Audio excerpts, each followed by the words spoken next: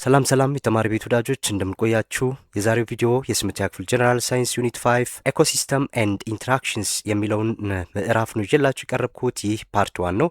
እንግዲህ በዚህ ቪዲዮ ውስጥ አጠር ያለ ኖት ለፈተና ዝግጁ የሚያደርጋችሁ የመሰረታዊ የተባሉትን ነጥቦች ይዤላችሁ ቀርብ ያለው እያንዳንዱን ማብራሪያዎች ከምሳሌ ጋር እያደረግኩ አስረዳችኋለሁ። እስከ ቪዲዮ ፍጻሜ አብራችሁ እንድትቆዩ እየጋበዝኩኝ በቀጥታ ወደ ሀሳቡ አለፍኩኝ። እንግዲህ መጀመሪያ ላይ የምናየው ኢኮሎጂ ኤንድ ኢኮሲስተም የእነዚህን ሁለት ቃላት ትርጉምን ይሆናል። ኢኮሎጂ ስንል ምንድን ነው? ኢኮሲስተም ስንል ምንድን ነው? የእነዚህ ሁለት ቃላት ትርጉም ብዙ ጊዜ ተማሪዎች አደበላልቀው ሲናገሩ ይሰማሉ። ስለዚህ ፈተና ላይ መለየት ካልቻልን ምርጫዎቹን ልንሳሳት እንችላለን ማለት ነው። ሶ ኢኮሎጂ በምንልበት ሰዓት ላይ ይህ ጥናቱ ነው ማለት ነው። ይሄ የጥናት ዘርፍ ነው። ሶ ኢኮሎጂ ኢዝ ኤ ብራንች ኦፍ ባዮሎጂ ስተዲስ ኢንተራክሽንስ ቢትዊን ኦርጋኒዝምስ ኤንድ ዜር ሃቢታትስ። ኢኮሎጂ ስንል እንግዲህ በዋናነት የጥናት ዘርፍ ወይም ሳይንስ ነው ብለናል። ይሄ የጥናት ዘርፉ ነው። እዚህም ህይወት ያላቸው ፍጥረታት እርስ በርስና ከአካባቢያቸው ጋር ያላቸውን ግንኙነት በሳይንሳዊ መንገድ የሚያጠና የባዮሎጂ ዘርፍ ነው ማለት ነው። ይሄ ኢኮሎጂ የምንለው ለምሳሌ ስለ ተፈጥሮ መጽሐፍ ስናነብ ሊሆን ይችላል፣ ወይም ተፈጥሮ ላይ ምርምር ስናደርግ ሊሆን ይችላል። ምን እያደረግን ነው? ኢኮሎጂን እየተገበርን ነው ማለት ነው። ስለዚህ ህይወት ስላላቸው ነገሮች ስለ ተፈጥሮ የሚያጠኑ ሰዎች ኢኮሎጂስት ይባላሉ ማለት ነው። ስለዚህ ዋናነት ኢኮሎጂ ትኩረቱ ምንድን ነው ስንል ግንኙነቶችን ነው የሚያጠናው። እንዴት እና ለምን እንደሚከናወን ማጥናት ነው። እነዚህ ሁለት ጥያቄዎች መመለስ ነው ማለት ነው። እንዴት ነው የሚከናወነው? ለምንድን ነው የሚከናወነው? ለምሳሌ አንድ ተመራማሪ የዝናብ መጠን መጨመር በአንበሶች ቁጥር ላይ የሚያመጣው ለውጥ ምንድን ነው ብሎ በሚያጠናበት ሰዓት ላይ ያ ምን ይባላል? ኢኮሎጂ ይባላል። ስለዚህ ምን ማለት እንችላለን? ኢኮሎጂ ስንል ጥናት ነው ማለት ነው። የጥናት ዘርፍ ነው። ይሄ ኢኮሎጂ የሚለውን ትርጉም ይዛል። ኢኮሲስተም ደግሞ ስንል ኢኮሲስተም ኢንክሉድስ ኦል ሊቪንግ ኦርጋኒዝምስ ኤንድ ዜር ፊዚካል ኢንቫይሮንመንት።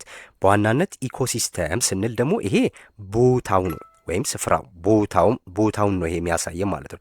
ቦታው ወይም ስርዓት ማለት ነው። ይሄ ስርዓቱን የሚነግረን አያችሁ። ስለዚህም ኢኮሲስተም ስንል ቦታ ወይም ስርዓት እንግዲህ ምን ማለት ነው ስንል በተወሰነ አካባቢ ውስጥ የሚገኙ ህይወት ያላቸውና ህይወት የሌላቸው ነገሮች ተቀናጅተው የሚገኙበት አጠቃላይ የሚገኙበት ስርዓት ማለት ነው። ይሄ ኢኮሲስተም ስንል ሁሉም ህይወት ያላቸው ነገሮች ህይወት ከሌላቸው ነገሮች ጋር ፊዚካል ኢንቫይሮንመንት ስንል ኤባዮቲክ ብለን የምንለው ማለት ነው። እዚህ ውስጥ ህይወት ያላቸው ፍጥረታት ህይወት ከሌላቸው ነገሮች ጋር ያላቸው ግንኙነት መስተጋብር ኢኮሲስተም ይባላል ማለት ነው። ሶ ዚስ ኢንተራክት ዊዝ ኢች አዘር አንዱ ከአንዱ ጋር ያለውን ግንኙነት ማለት ነው። ኢኮሲስተም ስንል ለምሳሌ አንድ ደንን እንውሰድ። ደን ወይም ጫካ ይኖራል አይደለ? እዛ ጫካ ውስጥ እንግዲህ ምን አለ? ዛፎች አሉ፣ እጽዋቶች የተለያዩ አሉ፣ ወፎች ይኖራሉ፣ የተለያዩ አራዊቶች ይኖራሉ፣ አፈሩ አለ አይደለ? እዛ ውስጥ የሚገኙት ህይወት ያላቸውም ህይወት የሌላቸውም ነገሮች አሉ።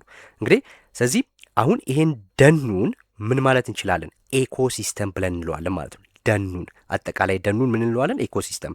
ለምን? እዚህ ደን ውስጥ ህይወት ያላቸው ፍጥረታት አሉ፣ ወፎች አሉ፣ ጫካው አለ፣ አጠቃላይ ዛፎቹ አሉ። እነዚህ ሁሉ መስተጋብር ፈጥረው የሚኖሩበት ቦታ ነው ይሄ ኢኮሲስተም እንለው ማለት ነው።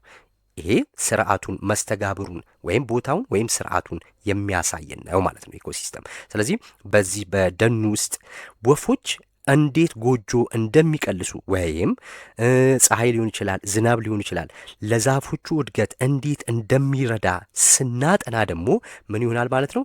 ኢኮሎጂ ይሆናል ማለት ነው። ስለዚህ ይሄ ጥናት ይሄ ስርዓት ነው ማለት ነው። በአጭሩ ይህንን በዚህ መልኩ መረዳት እንችላለን። እዚህ ጋር ለምሳሌ በምትመለከቱበት ሳ ላይ ኢኮሎጂ ይላል አይደለ? ዘ ስታዲ ኦፍ ዘ ሪሌሽንሺፕስ ቢትዊን ኦርጋኒዝምስ ኤንድ ዘር ኢንቫይሮንመንት ኤንድ ዘ ባላንስስ ቢትዊን ዚስ ሪሌሽንሺፕስ። አያችሁ። ስለዚህ እዚህ ጋር ለምሳሌ ስንመለከት ህይወት ያላቸውና ህይወት የሌላቸው ነገሮች ነው የሚገኙት።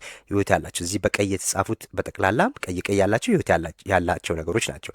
እዚህ ጋር በጥቁር የተጻፉት ደግሞ ህይወት የሌላቸው ነገሮች ናቸው። አያችሁ። ስለዚህ ይሄ አጠቃላይ ይሄ አካባቢ ቦታው ወይም ይሄ ስርዓት ህይወት ያላቸው ነገሮች ህይወት ከሌላቸው ነገሮች ጋር የሚያደርጉት መስተጋብር ቅንጅት የሚኖሩበት ሁኔታ አጠቃላይ ያ ኢኮሲስተም ይባላል። ነገር ግን ህይወት የሌለው ነገር ህይወት የለም። ምሳሌ አንዱን እንውሰድ፣ ካርቦን ዳይኦክሳይድ።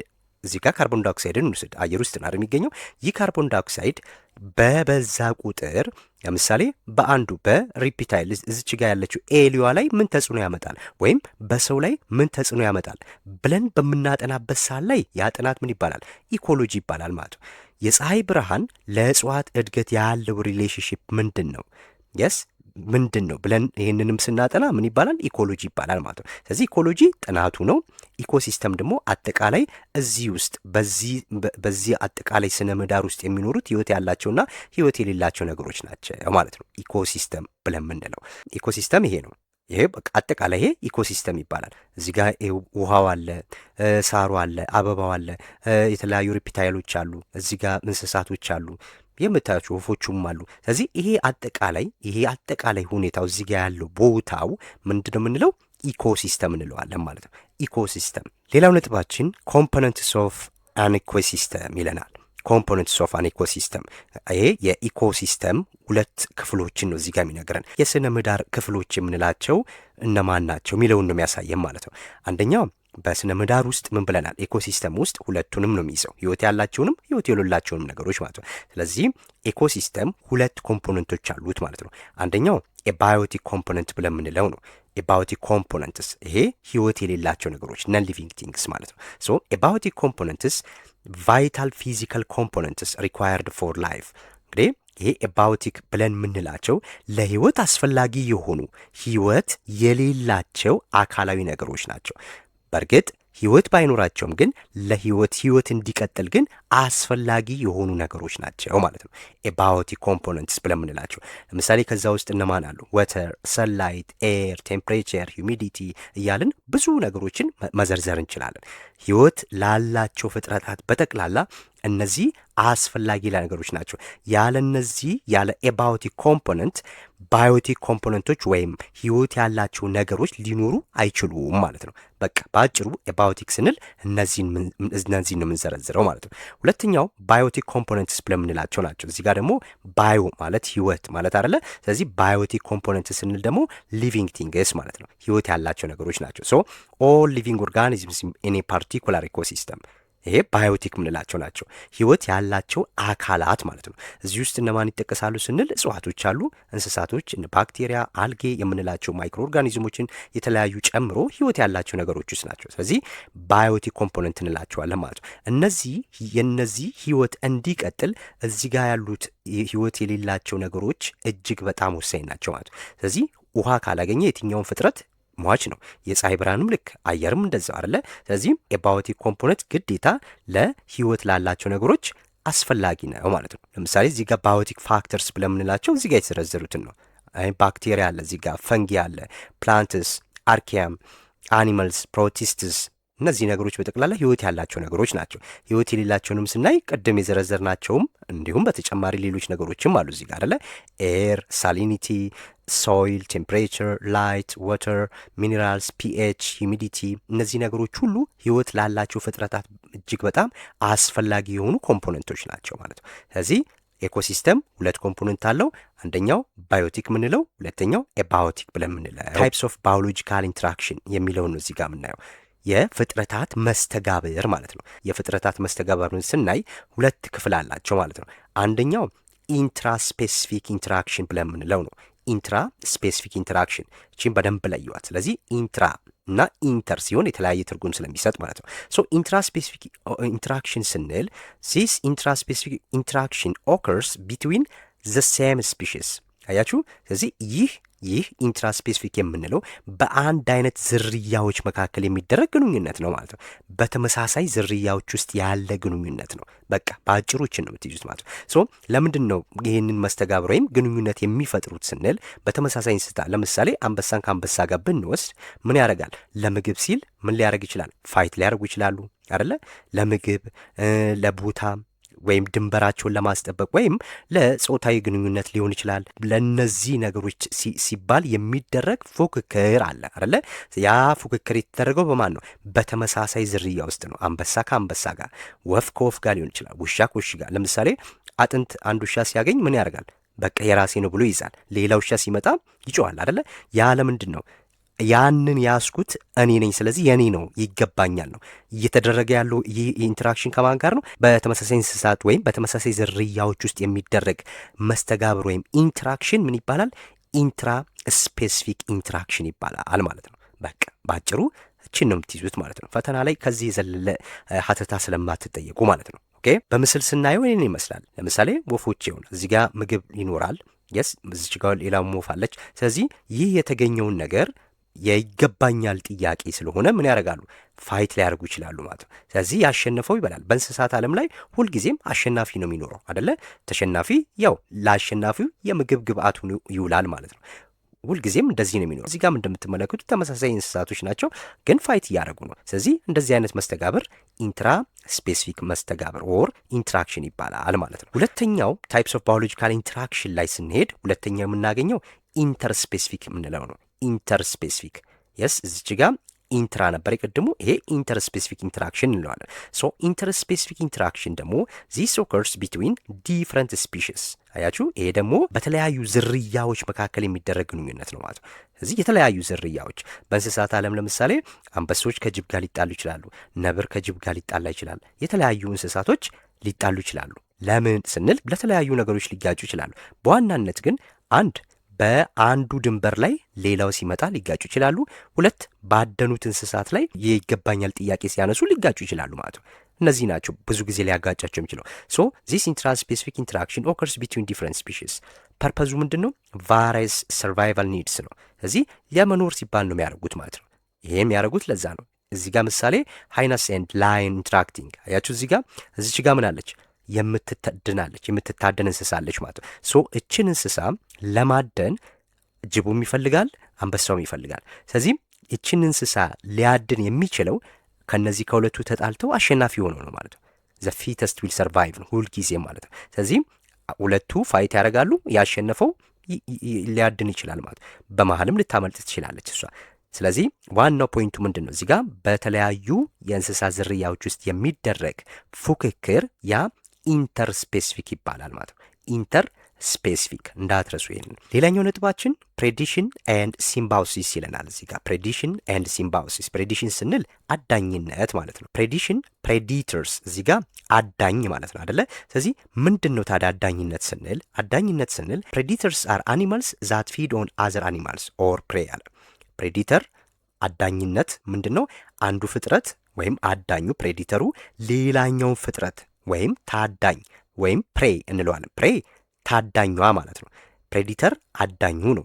ስለዚህ አዳኟ ሌላኛዋን ፍጥረት ታዳኙን ለምግብነት ሲገድልና ሲበላ የሚፈጠር ግንኙነት ያ ፕሬዲሽን ይባላል ማለት ነው።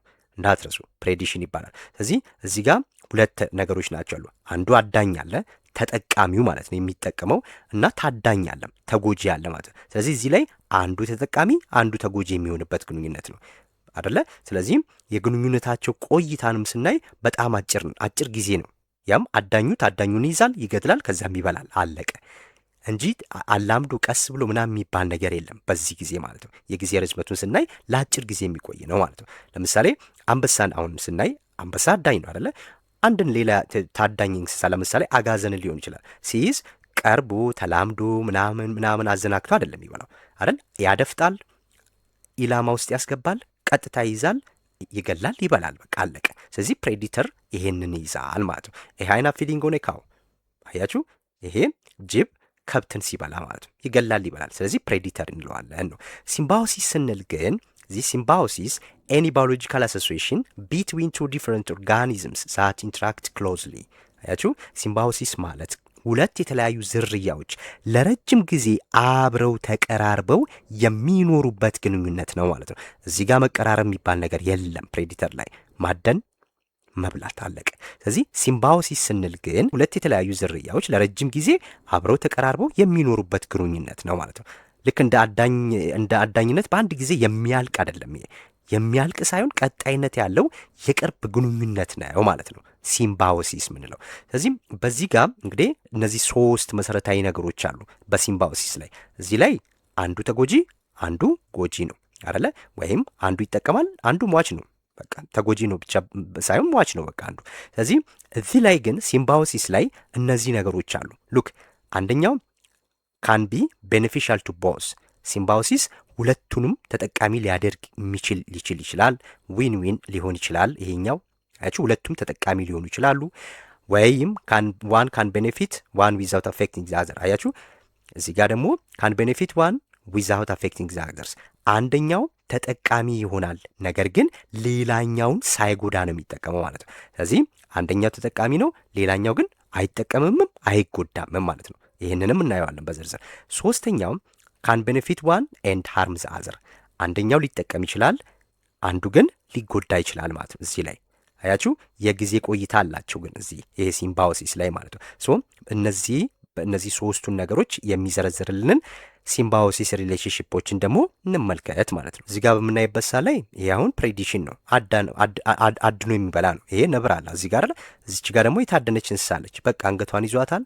ዜን እቺ ሟች ናት።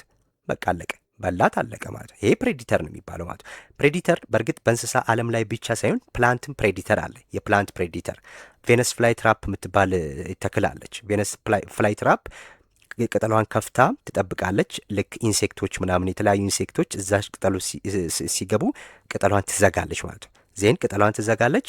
ያንን ነገር ምን ታደርጓለች? ዳይጀስት ታደርጓለች ቀስ እያለች ከዛ በኋላ ምግብ ነው ማለት ለሷ።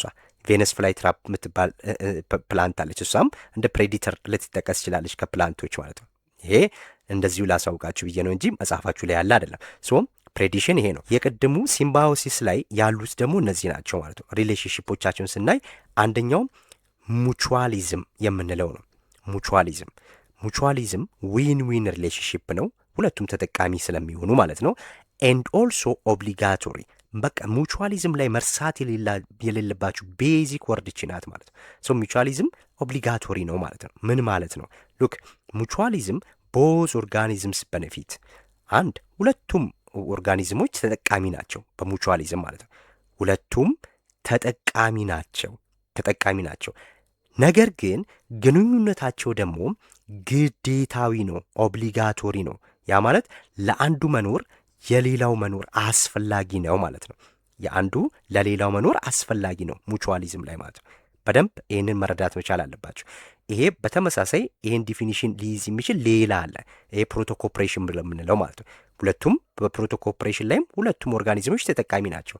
ነገር ግን ኦብሊጋቶሪ ሪሌሽንሽፕ የላቸውም። ቤዚክ ዲፈረንሷች ናት ማለት ነው። ኦብሊጋቶሪ የአንዱ መኖር ግዴታ ለሌላኛው መኖር ዋስትና አይደለም። አያችሁ በፕሮቶኮፕሬሽን ላይ ማለት። በሙቹዋሊዝም ላይ ግን አንዱ ከሌለ ሌላው የለም። ለምሳሌ መጽሐፋችሁ ላይ ያሉት ምሳሌዎችን ማየት እንችላለን አይደል? የአበባና የንብን ግንኙነት ማየት። ስለዚህ ሁለቱም ግዴታዊ ግንኙነት ነው ያለባቸው። አንድ ሁለቱም ተጠቃሚ ናቸው አይደለ? አንድ ንቡ ምግቡን ያገኛል፣ አበባዋን በመቅሰም ማር ይሰራል አይደለ? ምግቡን ያገኛል ማለት ነው። ሁለተኛ አበባው ደግሞ ምን ይጠቀማል ስንል ይህን ዘሩን ያራባላታል ማለት ነው። ፖሊኔሽን እንዲካሄድ ያደርጋል ማለት ነው። አያችሁ? ስለዚህ ይሄም ሁለቱም ለመኖር ግዴታ ነው። ሊክን ብለን የምንለው ነው። ይሄ አንዳንድ ሰዎች ሊችን ብለውም ያነቡታል። ስለዚህ ሊክን ይሄ ምንድን ነው ስንል የፋንገስና የአልጌ ጥምር ማለት ነው። ሊክን ብለን የምንለው ማለት ነው። ፋንገስና አልጌ ድምር ውጤት ነው ሊክን። እዚህ ጋር እንግዲህ ግንኙነታቸውን ስናይ ሁለቱም ግዴታዊ ግንኙነት ነው ያላቸው። አያችሁ? ሊክን በፈንገስ እና በአልጌ ወይም ሲያኖ ባክቴሪያም ይባላል። ስለዚህ በእነዚህ መካከል የሚፈጠር የቅርብና የግድ አስፈላጊ የሆነ የጋራ መኖር ውጤት ነው። ሲምባዮሲስ ነው ማለት ነው ሊከን። እንዳትረሷት ይችን። እንግዲህ ታዲያ ለምንድን ነው አንዱ ያለ አንዱ መኖር የማይችለው ስንል እንግዲህ ይሄን ሊከን በሚፈጠርበት ሳ ላይ ከአልጌና ከፈንገስ የሚፈጠር ነው ብለናል አደለ? ሊከኑን ውጫዊ አካል ወይም ፈንገሱ ይሄ ፈንገሱ የሊከኑን ውጫዊ አካል ወይም መዋቅሩን ይሰራል። ስትራክቸሩን ፈንገሱ ይሰራዋል ማለት ነው። የውጫዊ አካሉን ስትራክቸር አጠቃላይ ፈንገሱ ይሰራዋል። አያችሁ? ይሄ ምንድን ነው ጥቅሙ ስንል አጠቃላይ ለጥምረቱ መጠለያን የሚሰጠው ስትራክቸሩ መስራቱ መጠለያ ይሰጣል። ውሃን፣ ማዕድናትን ከአካባቢ በመምጠጥ ምን ያደርጋል? ለአልጌው ይሰጠዋል ማለት ነው። ከአካባቢ ውሃን ይመጣል፣ ማዕድናትን ይመጥና ለአልጌ ይሰጣል። የፋንገሱ ጥቅም ሊከን ላይ ይሄ ነው። አልጌው ደግሞ ምን ያደርጋል ስንል የአልጌው ዋና ስራ ምግብን ማዘጋጀት ነው። አያችሁ? የፀሐይ ብርሃንን በመጠቀም ፎቶሲንቴሲስን ያካሂዳል ማለት ነው። በዚህም ለራሱና ለፈንገሱ የሚሆን ምግብ ካርቦሃይድሬትን ምን ያደርጋል? ያዘጋጃል። ስለዚህ ፈንገሱም አልጌውም ግዴታ አስፈላጊ ነው ማለት። ሁለቱም ዊን ዊን ሪሌሽንሺፕ ነው ያላቸው። ሪሌሽንሺፓቸውም ደግሞ ምንድን ነው? ኦብሊጋቶሪ ነው ማለት። ይሄ አሪፍ ምሳሌ ነው ለሙቹዋሊዝም። ሌላው ካው ኤንድ በርድስ፣ ይሄ ሙቹዋሊዝም ነው። እዚህ ጋም ሙቹዋሊዝም ነው ማለት ነው። ሙቹዋሊዝም ነው። በእርግጥ ካው ምንድን ነው ለበርዱ የሚጠቅመው ስንል ይሄ እንግዲህ ከብቶች ላይ አይታችሁ እንደሆነ መዥገር የሚባል ነገር አለ። መዥገር ታውቁ እንደሆነ አላውቅም፣ ግን መዥገር ምንድን ነው? ከብቶች ላይ ጥብቅ ብላ ደም የከብቱን ደም ምትመጥ ነገር ናት። ስለዚህ ከብቷ ያ መዥገር ደሟን እየመጠጠ ይጎዳታል። ስለዚህ ምን ያደርጋል? ወፍ ትመጣና እዚህ ከብት ላይ ታርፋለች። ከብቷ አታባራትም ያኔ። ስለዚህ ወፏ ደግሞ እዚህ ከብቱ ላይ የተጣብቀውን መዥገር ምን ታደርጋለች? ለምግብነት ትጠቀማለች ማለት ነው። አንድ ከብቱ ያ እየጎዳ ያለ ነገር ተነሳለት። ሁለት በርዷ ደግሞ ምን አገኘች? ምግብ አገኘች ማለት ነው። ምግብ አገኘች። ስለዚህ ይሄም ሲምባዮሲስ ወይም ሙቹዋሊዝም ብለን የምንለው ግንኙነት ነው። ሁለቱም ተጠቃሚ ናቸው ማለት ነው። ሌሎች ምሳሌዎችን እዚህ ላይ ብዙ ማየት እንችላለን። ሙቹዋሊዝም ኤግዛምፕሎች ናቸው እነዚህ። ሙቹዋሊዝም ታይፕ ኦፍ ሲምባዮሲስ ዌር ቱ ኦር ሞር ስፒሺስ ቤኔፊት ፍሮም ኢች አዘር፣ አንዱ የሚጠቀምበት ነው። ሂውማን ኤንድ ገት ባክቴሪያ፣ እዚህ ጋ አሁን ይሄ የሰውና የአንጀት ባክቴሪያ አለ። ይሄ በውስጣችን ያሉ ባክቴሪያ እጅግ በጣም አስፈላጊ የሆኑ ባክቴሪያዎች አሉ። አንደኛ አላስፈላጊ የሆኑ ባክቴሪያዎች በውስጣችን ሲገቡ ፋይት ያደርጉልናል። ከዳይጀስቲቭ ሲስተም ጋር የሚያያዝ ጥቅም አለው። ስለዚህ ይሄ አንዱ ነው። ቢስ ኤንድ ፍላወርስ አያችሁ፣ ክላውስ ፊሽስ፣ አኒሞን፣ አንቲሴን፣ አፒድስ፣ ሊክን አሁን ያልኳችሁ እና እያለ እነዚህ ሁሉ ምንድን ናቸው? ሙቹዋሊዝም ሪሌሽንሽፕ ናቸው ማለት ነው።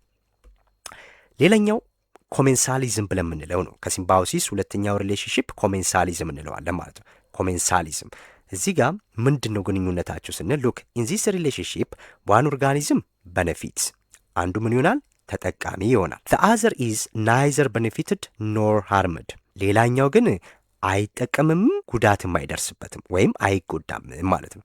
አይጠቀምምም አይጎዳምም። ኢፒፋይትስ ብለን ምንለው አለ። ኢፒፋይትስ ምንድን ነው ስንል ላይክ ሰርቴን ኦርኪድስ ኦር ፈርንስ ግሮዊንግ ኦን ቢግ ትሪ ቱ ሪች ሰንላይት። ይሄ ኢፒፋይትስ ምንለው በትልልቅ ዛፎች ላይ የሚበቅሉ ራሳቸውን የቻሉ እጽዋቶች ናቸው እነዚህ ማለት። የሚበቅሉት ግን ትልልቅ ዛፎች ላይ ነው። አያችሁ። ስለዚህ ለምንድን ነው ስንል አንድ በቀጥታ የፀሐይ ብርሃን ለማግኘት ነው። ከአየር ውስጥ የተለያዩ ለእድገታቸው የሚያስፈልጋቸውን ነገሮች ከአየር ውስጥ ያገኛሉ።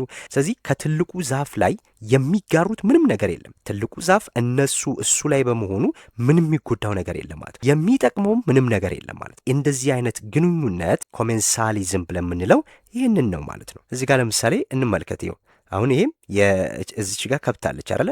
እዚህ ጋር ደግሞ ወፈዋለች። አሁን እቺ ከብት ሳር በምትገጥበት ሳት ላይ መሬቱንም በምትረግጥበት ሳት ላይ ከመሬት ውስጥ ምን ይሆናል? መሬቱን እየገላለጠች ነው ማለት ነው አይደለ? በምትገላለጥበት ሳት ላይ በውስጥ የሚገኙ ነፍሳትን ደግሞ እቺ ወፍ ምን ታደርጋለች? ትለቅማለች ማለት ነው። አንድ እቺ ወፍ እነዚህ ነፍሳት መልቀሟ ከብቱን ምንም የጎዳው ነገር የለም፣ የሚጠቅመው ነገር የለም። ይኸውላችሁ ከሙቹዋሊዝም ጋር አታገናኙት። ሙቹዋሊዝም ላይ ወፏ ከብቱ ላይ ትሆንና ከብቱ ላይ ያለውን መዥገር ነው የምትለቅምለት። እዚህ ጋር ግን ከስር እየሄደች ከብቷ ሳር በምትገጥበት ሳት ላይ ሳሩ ሲነቀል ምን ይሆናል? አፈር ውስጥ ያሉት ነፍሳትም ይወጣሉ አይደል አብረው። ስለዚህ እነሱን ነፍሳት ደግሞ እቺ ወፍ ትለቅማለች። እቺ ወፍ መልቀሟ ከብቱ ምንም ጥቅም አያገኝም፣ እንዲሁም ምንም አይጎዳም ማለት ነው። ይሄ ምንድን ነው?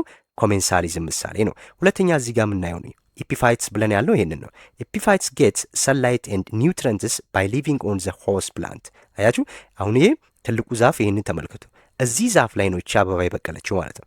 እዚህ ዛፍ ላይ እቺ አበባ መብቀሏ አንድ ምግብ ከዚህ ዛፍ አትጋራም፣ ምግብ አትወስድበትም፣ ሼር የምታደርገው ነገር ምንም የለም ማለት ነው። እዚህ ኒውትረንቶችንም ሰንላይትንም የምታገኘው ከዛፉ ውጪ ባለው ነገር ላይ ነው። ከአየር ውስጥ የምታገኛቸው ኒውትረንቶች አሉ፣ እንዲሁም የፀሐይ ብርሃንን ለማግኘት ነው ከፍ ብላ ያለችው ማለት ነው። ስለዚህ ይሄ ዛፍ ምንም አይጎዳም ማለት ነው። እነዚህ ሁሉ ምሳሌዎች ናቸው ማለት የኮሜንሳሊዝም። ሶስተኛው የሲምባዮሲስ ግንኙነት ፓራሳይቲዝም ብለን የምንለው ነው። ፓራሳይቲዝም ቃል በቃል ጥገኛ ማለት ነው አይደለ? ጥገኛ። ስለዚህ ጥገኛ ኢን ዚስ ሪሌሽንሺፕ ዋን ኦርጋኒዝም ቤኔፊትስ። አያችሁ በዚህ ግንኙነት ውስጥ አንደኛው ተጠቃሚ ነው፣ አንደኛው ይጠቀማል። ማንም የሚጠቀመው ፓራሳይቱ ይጠቀማል ማለት ነው። ፓራሳይቱ ተጠቃሚ ነው እዚህ ጋር። ዜን ዘ አዘር ኢዝ ሃርምድ። ሆስቱ ወይም ፓራሳይቱ የሚኖርበት ነገር ደግሞ ተጎጂ ይሆናል ማለት ነው። ይህን በደንብ ለማስተዋል ሞክሩ። እዚህ ጋር ምሳሌ ታፕወርም ኢን ሂውማንስ ሰውና የኮሶ ትል ብለን የምንለው ማለት በሰው ሆድ ውስጥ እነዚህ ታፕወርሞች ይኖራሉ አይደለ? ስለዚህ እነዚህ እኛ የምንመገባቸውን ምግቦች ከኛ ይመገባሉ ማለት ነው። ስለዚህ ምን እያደረጉን ነው? እኛን እየጎዱን ነው ማለት ነው። ተጎጂ ናቸው። እነሱ ተጠቃሚ ናቸው። ስለዚህ እንደዚህ አይነት ግንኙነት ምንድን ነው? ይሄ ፓራሳይቲዝም ብለን የምንለው ማለት ነው። ይኸውና እነዚህ ነገሮች በጠቅላላ ፓራሳይቲዝም ነው። ለምሳሌ አንድ ትንኝ መጣ እኔ ላይ ስታርፍ ፓራሳይት ናት እኮ። ፓራሳይቲዝም ነው የምንለው ይሄንን ግንኙነት ማለት ነው። ምክንያቱም እናንተ ላይ አርፋ ምንድን የምታደርገው ደማችሁን ሳክ የምታደርገው ማለት ነው። ደማችሁን ትመጣለች። እሷ እየተጠቀመች ነው፣ እኛ ደግሞ እየተጎዳን ነው አይደለ? ስለዚህ አንድ በሽታ አስተላላፊም ልትሆን ትችላለች። ሁለት ደማችንን መምጠጧ በራሱ ለእኛ ጉዳት ነው፣ ለእሷ ጥቅም ነው ማለት ነው። እዚህ ጋም ስናይ ታፕወርም እንደነዚህ አይነት ትላትሎች ማለት ነው። ሌሎችም የተለያዩ ምሳሌዎችን መጥቀስ ይቻላል ማለት ነው። ፓራሳይቲዝም። ሶስተኛው ሲምባዮሲስ ሪሌሽንሽፕ ይሄ ነው ማለት ነው። አራተኛው ፕሮቶኮፕሬሽን ብለን የምንለው ነው። ፕሮቶኮፕሬሽን ይሄ ከሙቹዋሊዝም ጋር ተመሳሳይ ሆኖ ግን ነው ይሄ ኢን ዲስ ሪሌሽንሽፕ ቦዝ ኦርጋኒዝምስ ቤኔፊት አያችሁ። በዚህ ግንኙነት ውስጥ ደግሞ ሁለቱም ኦርጋኒዝሞች ተጠቃሚ ናቸው። ኖት ኮምፐልሰሪ ሪሌሽንሽፕ ኦር ኦብሊጋቶሪ አይደለም። አያችሁ ከሙቹዋሊዝም የሚለየው ፕሮቶኮፕሬሽን ሙቹዋሊዝም ላይም ፕሮቶኮፕሬሽን ላይም ሁለቱም ተጠቃሚ ናቸው። ነገር ግን የአንዱ መኖር ለሌላው ግዴታ አይደለም ማለት ነው። ግዴታ አይደለም። ለምሳሌ ይህንን እንመልከት።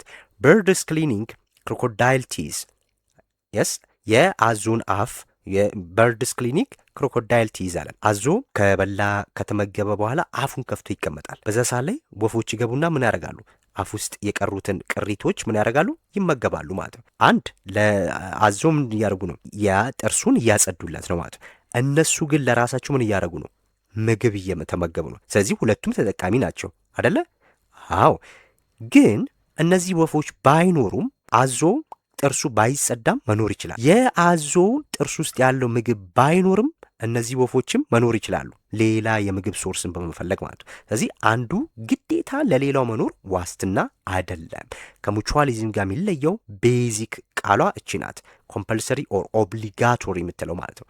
ኦብሊጋቶሪ ሙቹዋሊዝም ላይ ኦብሊጋቶሪ የሚኖር ሪሌሽንሽፓቸው፣ በፕሮቶኮፕሬሽን ግን ኦብሊጋቶሪ አይደለም ማለት ነው። ፕሮቶኮፕሬሽን ኢንትራክሽን አንትስ ኤንድ አፊድስ እነዚህ ሁለቱን ግንኙነቶች አፊዶችና ጉንዳኖች ማለት ነው። ምንድን ነው ፕሮቶኮፕሬሽን ያሰኛቸው? ሉክ አንዱ ለአንዱ ምን ይሰጠዋል ስንል አፊዶች ለጉንዳኖች ምን ይሰጣሉ ስንል ሉክ አፊዶች የተክሎችን ጭማቂ የሚመጡ ጥቃቅን ነፍሳት ናቸው። ከዛን ይህንን ጭማቂ ከመጠጡ በኋላ ሃኒዲው የሚባል በጣም ጣፋጭና በስኳር የበለጸገ ፈሳሽ ከሰውነታቸው ውስጥ ይወጣል ማለት ነው። ይሄ ዙሪያቸው በሰውነታቸው ያጣፋጭ ፈሳሽ ከዚህ ውስጥ ይወጣል። አያችሁ። ጉንዳኖች ደግሞ ከነዚህ ከአፊዶች የሚወጣውን ጣፋጭ ነገር በጣም ይወዱታል። ስለዚህ እንደ ምግብነት ይጠቀሙታል ማለት ነው። አያችሁ፣ እንደ ምግብነት ይጠቀሙታል። ታዲያ ጉንዳኖች ደግሞ ለአፊዶች ምንድን ነው ጥቅም የሚሰጡት ስንል ጉንዳኖች ምግባቸውን ይሄ ሃኒዲው ብለን ያለውን ጣፋጩን ነገር ስለሚሰጧቸው ስለሚጠቀሙ አፊዶችን በጥንቃቄ ነው የሚንከባከባቸው ማለት ነው። ስለዚህ ፕሮቴክሽን ነው የሚሰጧቸው። ጉንዳኖች አፊዶችን ሊበሏቸው ከሚመጡ ሌሎች ነፍሳቶች ይከላከላሉ ማለት ነው። ይከላከሏቸዋል እነዚህ ነገሮች። ስለዚህ እንክብካቤ ማግኘታቸው ለአፊዶች ደግሞ ጥቅም ነው። ስለዚህ ይሄ ግንኙነታቸው ፕሮቶኮፕሬሽን ይባላል። ግን ጉንዳን አፊድስ ባይኖር መኖር ይችላል፣ አፊድስም ጉንዳን ባይኖርም መኖር ይችላል። እነዚህ ፕሮቶኮፕሬሽን እንላለን ማለት ነው። ዛዘር ኢምፖርታንት ፖይንት ኢዝ ኮምፒቲሽን። ይሄ የመጨረሻው ኮምፒቲሽን ብለን የምንለው ማለት ነው። ፉክክር ወይም ውድድር እንለዋለን። እንግዲህ ምንድን ነው ስንል ቱ ፖፑሌሽንስ ኮምፒት ፎር ሪሶርስስ፣ ሁለት ወገኖች ለተመሳሳይ ወይም ውስን ለሆኑ ሀብቶች ምን ሲሆኑ የሚፋለሙበት ግንኙነት ነው ማለት ነው። ውስን ለሆኑ ሀብቶች የሚፋለሙበት ነው። ዓለማችንን ስናይ፣ አካባቢያችንን ስናይ ለሆነ ሀብት ሰዎች ምን ያደርጋሉ? ይራኩታሉ፣ ይጋጫሉ አይደለ? ይፎካከራሉ። ስለዚህ ውስን ለሆኑ ሀብቶች ሲፎካከሩ ያ ኮምፒቲሽን ይባላል ማለት ነው። በዚህ ጊዜ ላይ ውጤቱ ምንድን ነው ስንል ቦዝ አር ሃርምድ፣ በዚህ ግንኙነት ሁለቱም ወገኖች ይጎዳሉ ማለት ነው። ሁለቱም ወገኖች ይጎዳሉ። ምክንያቱ ለምንድን ነው? አሸናፊው እንኳን ሳይቀር ብዙ ጉልበት ያወጣል አይደለ? ለማሸነፍ ብሎ የሚሄድበት ርቀት ብዙ ጉልበትን ያወጣል ማለት ነው። ስለዚህ ለጉዳት ስለሚጋለጥ ያን ሁሉ ጉልበት ማውጣቱ በራሱ እንደምን ይቆጠራል? እንደ ጉዳት ይቆጠራል ማለት ነው። እንደ ጉዳት ይቆጠራል። ምሳሌ ኦርጋኒዝም ኮምፒቲንግ ፎር ፉድ፣ ለምግብ ኦርጋኒዝሞች ሲራኮቱ ሲጋጩ፣ ያም ምንድነው? ኮምፒቲሽን። ስፖርትስሜን ኮምፒቲንግ፣ የስ ስፖርተኞች ኮምፒት ያደርጋሉ። ምንም እንኳን አሸናፊ ቢሆን ሌላ አንደኛው እጅግ በጣም መድከሙ አይቀርም፣ ጉዳት ሊደርስበት ይችላል። አያችሁ፣ አሸናፊውም ተሸናፊውም ሁለቱም ተጎጂ የሚሆኑበት ነው ማለት። ሁለቱም ተጎጂ የሚሆኑበት ኮምፒቲሽን ነው የምንለው። እንዳትረሱ እነዚህ። ይሄ የስፖርት ውድድር ሊሆን ይችላል፣ ገመድ ጉተታ ነው። ስለዚህ ሁለቱም ምን እያደረጉ ነው? ሁለቱም ኃይል ያባክናሉ፣ ጉልበት ያወጣሉ ማለት ነው። ስለዚህ ሁለቱም በሚጎትቱበት ሰዓት ላይ እጃቸው ሊላጥ ይችላል። የስ ጉዳት ደርሶበት አንዱ ማሸነፉ አይቀርም። ያ ማሸነፍ በራሱ ቤኔፊት ነው ብለን አይደለም ምንለው፣ ጉዳት ሁለቱም ጉዳት ይደርስባቸዋል። ስለዚህ ቦዝ ሃርምድ ብለን ያልነው ለዚህ ነው ማለት። ለዛሬ ያዘጋጀውላችሁ ይሄን ይመስላል። በቀጣይ ሌሎቹን ልክ እንደዚሁ አጠር አጠር ባለ ኖት ይዤላችሁ እመጣለሁ። ሀሳብ፣ አስተያየት፣ ጥያቄ ካለ በኮሜንት አስቀምጡልኝ። ላይክ፣ ሼር፣ ሰብስክራይብ አድርጉ። በቀጣይ እስከምንገናኝ መልካም ቆይታ